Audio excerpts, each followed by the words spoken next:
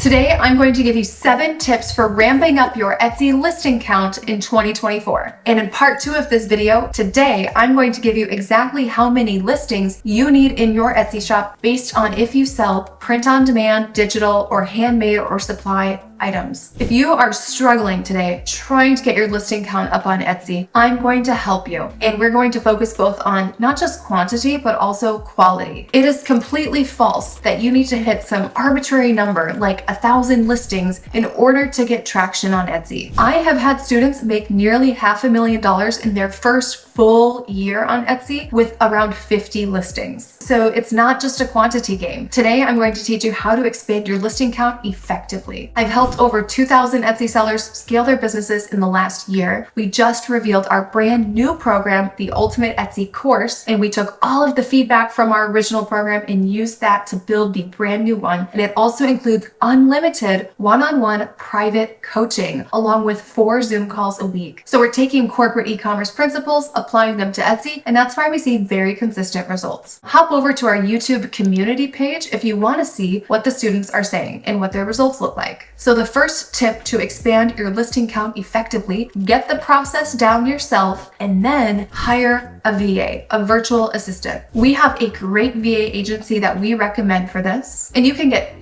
trustworthy, reliable virtual assistants who have Etsy experience. And this is a really affordable way to scale your business faster than you could ever do it alone. With my program, the print-on-demand shops that do over $40,000 per month, they typically have at least one VA, and the print-on-demand shops that do over $100,000 per month, typically they have at least 2 or more, sometimes up to 4 or 5. And with the digital shops that do over $20,000 per month, they typically all have at least one virtual assistant. The way to set this up is that you have to learn the process, learn how to optimize your listings for mobile and desktop, how to do your SEO correctly, how to implement site merchandising, do Pinterest optimization, and then you're going to create Loom videos. Go to loom.com, you can create a free account with a limited number of videos, but these videos will be your SOPs for the VA. So these are the standard operating procedures, and you can dump these videos into a structure inside something like a Notion document or a Google Doc even. So you learn the process, you make Loom videos to show your VA the process, and then they have those as a guide. The second way to make more listings in 2024 is to look at the listings that are doing 80% of your volume. I'm talking revenue. And if you have no revenue, look at the listings that are driving 80% of your traffic. And you're going to use these listings as a guide for what to do more of. And this will allow you to think less about what to sell in the shop, and you can focus more on the execution. Now, a huge caveat here that I've got to point out. If your listings are not optimized with the correct SEO, then your listing stats are garbage. Really, they're corrupt. You can't even use them. Because without the correct SEO, you're not even giving people the opportunity to see your products. Without seeing it, there's going to be no sales. So your data will be completely skewed from the start if you are not starting with the correct SEO. So for example, you might be seeing traffic on like 2 of your 20 listings. But if your SEO is not done correctly, those 2 listings just might be the least worst SEO, okay? And if all the SEO on the rest of your listings is not optimized, then it's not fair to say that no one wanted them. So never draw a conclusion about what to sell and who to sell to based on your stats if your listings aren't optimized to begin with. The data is not going to tell you the truth, because you cannot trust the data until you have optimized SEO. Getting the SEO done correctly, everything's optimized, and then you're using what's driving 80% of your revenue or 80% of your traffic, and then building your listings based on that versus trying to come up with all these new, innovative, creative ideas. The third way to build up your listing count is to use a framework to build out a dynamic product mix strategically, instead of just throwing up a bunch of t-shirts because that's the first YouTube tutorial you saw for print on demand,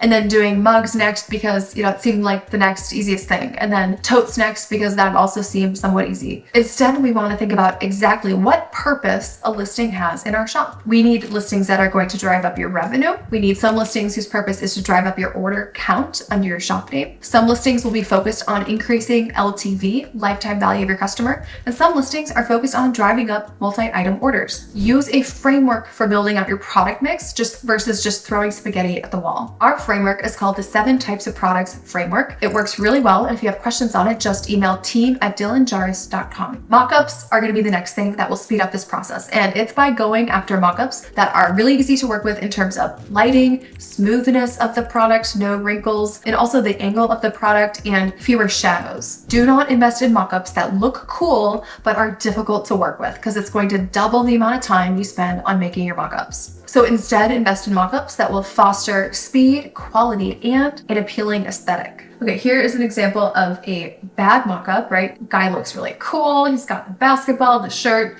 he's out on the street. Okay, well, look at all those wrinkles. That's gonna be a nightmare to work with, especially if you start to have color designs or you wanna have a larger design on there. Here's an example of a good mockup. You can see black. Black is oftentimes easier to work with, fewer wrinkles to work around. It's on model, but it's still a very flat front. That is a good mockup that would be easy to work with. Now, for photos on physical products, a really great way to speed up listing creation is to do everything on your phone. This means taking the photos, editing the photos, and uploading the photos. Like, unless you have a lot of extra time, do not be investing in some fancy camera right now, importing them into Photoshop, which you've never used before either, trying to learn that, spending hours editing your pictures. Like, no. We just do it on our phone. This is the fastest way to batch edit and upload your listing photos. So I recommend doing all of your photos for like 10 listings at a time, not your photos for one listing at a time, then uploading, then the next listing, then uploading. I would take all your photos, do a photo shoot session, right? A couple hours, good lighting, and make sure to take twice as many photos as you think you need, and do the video at the same time on your phone. And then sit down and edit those bad boys in one sitting, and upload all these photos on your phone to your listings inside the Etsy Seller app.